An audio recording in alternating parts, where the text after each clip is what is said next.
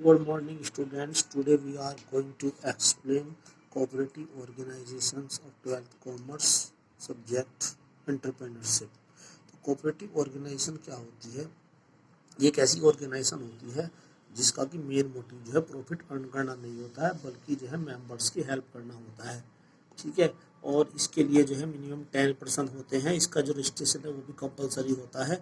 और जो है यह कोऑपरेटिव सोसाइटी एक्ट 1912 के अकॉर्डिंग गवर्न होती है। देखते हैं क्या है। तो द कोऑपरेटिव सोसाइटी और organisation is a voluntary association of persons. यह लोगों का एक वॉलंटरी एसोसिएशन, लोगों का एक ऐच्छिक संगठन है। Who join together for mutual help, जो है म्यूचुअल हेल्प के लिए काम करते हैं। A minimum of 10 persons are required to form cooperative society, यानी कि कोऑपरेटिव सोसाइटी बनाने के लिए कम से कम 10 पर्सन्स की रिक्वायरमेंट होती है। The registration of cooperative society is compulsory. Cooperative society का जो रजिस्ट्रेशन है वो कंपलसरी होता है, जबकि पार्टनरशिप का कंपलसरी नहीं होता है। And the capital of cooperative organisation is contributed by the members only in the form of share capital. इसकी जो कैपिटल होती है वह उसके जो मेंबर होते हैं जो है उनके द्वारा कंट्रीब्यूट की जाती है। The cooperative organisation can raise loan from the banks. जो कोऑपरेटिव सोसाइटी ऑर्गेनाइजेशन है वह बैंक से लोन ले सकती है। It is governed by cooperative societies act 1912। ठीक है। इसमें जो है कोऑपरेटिव सोसाइटी एक्ट जो है 1912 चलता है। ठीक है।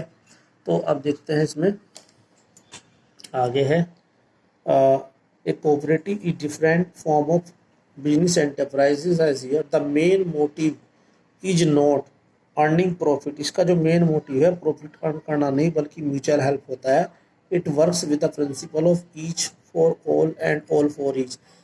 यह इस प्रिंसिपल के साथ काम करती है कि एक सभी के लिए और सब एक के लिए, एक दूसरे की हेल्प के लिए इसमें काम करते हैं। ठीक है।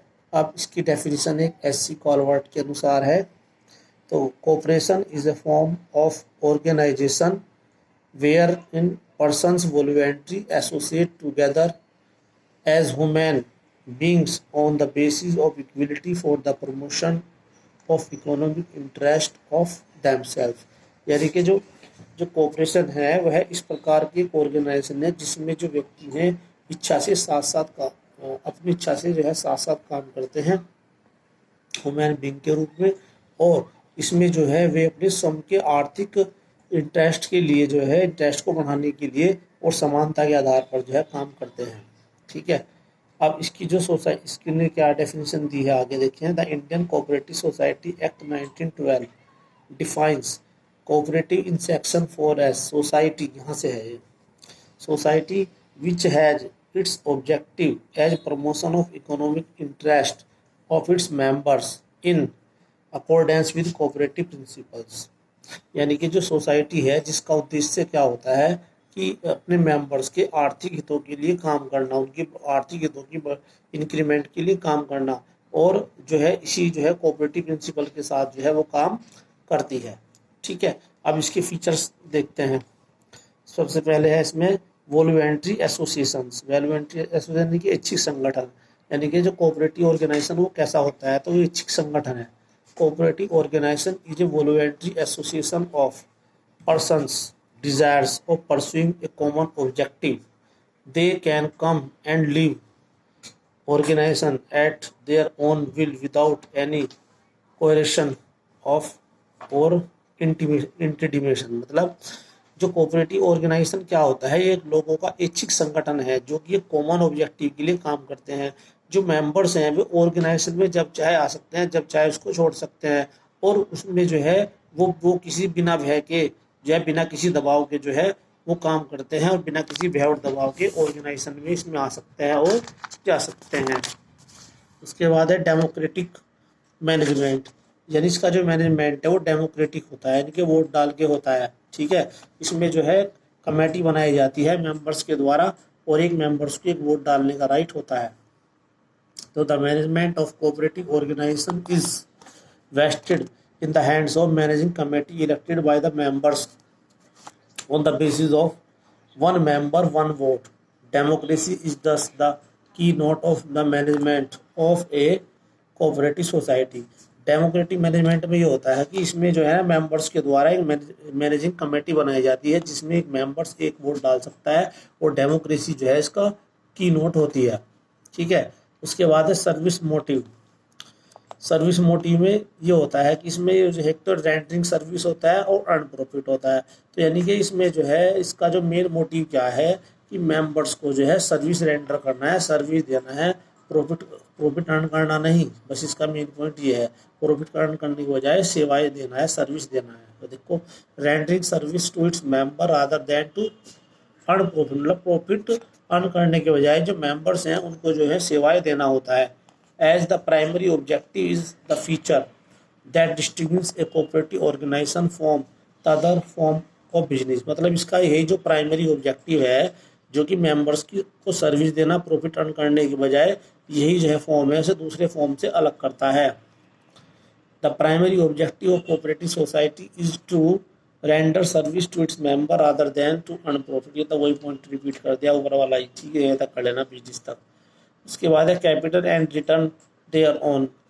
ठीक है, इसमें जो है ना जो कैपिटल है वह इसके मेंबर से ली जाती है। हमने पहले बताया था कि जो कैपिटल है उसमें मेंबर कंट्रीब्यूट करते हैं। ठीक है, तो the capital is procured from its members in the form of share capital. Share capital के रूप में जो कैपिटल उसके मेंबर से ली जाती है।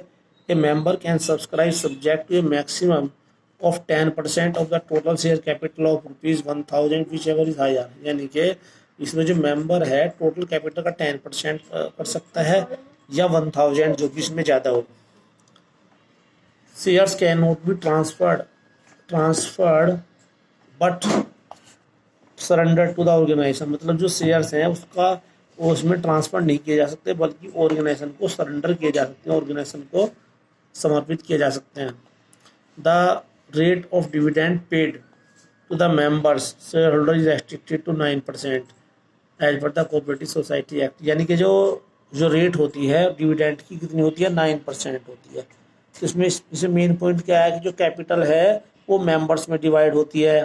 ठीक है, और जो जो जो उसके जो मैक्सिमम होता है टोटल कैपिटल का 10% या 1000 जो भी ज़्यादा हो।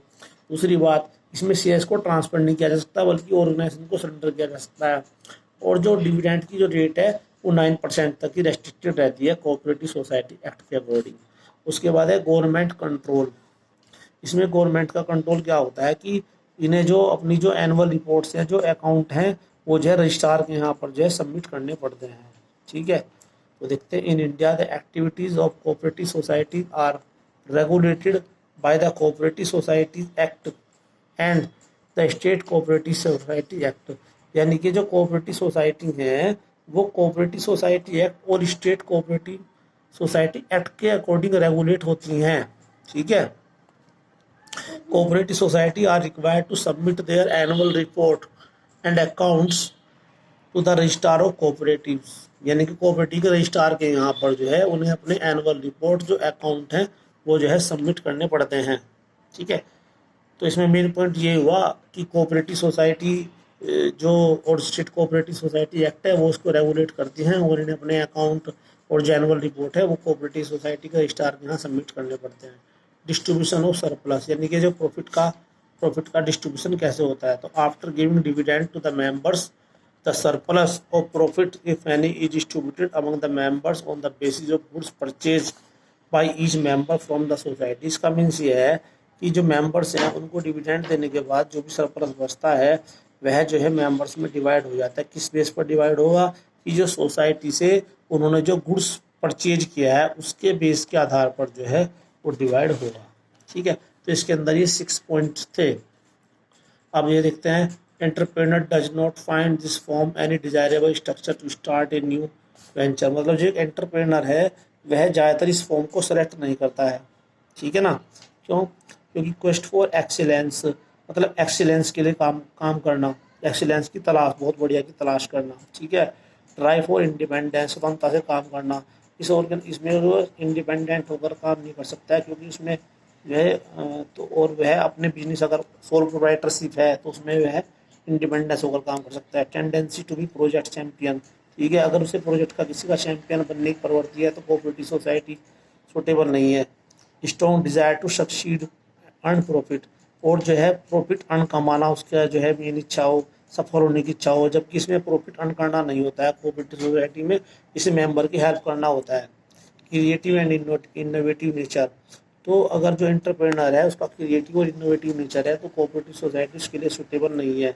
Must be on boss attitude, ठीक है। अगर जो है वह अपना उसका जो है अपने वर्क काम का बॉस बनना चाहता है, अपना उसका एटीट्यूड है, तो कोऑपरेटिव सोसाइटी सूटेबल नहीं है। Love for being a leader in the field, अगर वह उसे किसी फील्ड में जो है लीडर बनना है तो कोऑपरेटिव सोसाइटी उसके लिए सूटेबल नहीं है। Zeal to capture major market share, ठीक है, जो है जो मार्केट शेयर है उस पर जो है वो कैप्चर अगर करना चाहता हो तो कोई कोऑपरेटिव ऑर्गेनाइजेशन सूटेबल नहीं है, ठीक है। तो एक एंटरप्रेनर के पॉइंट ऑफ व्यू से जो कोऑपरेटिव ऑर्गेनाइजेशन वो जो है सूटेबल नहीं होती है। Okay, thank you.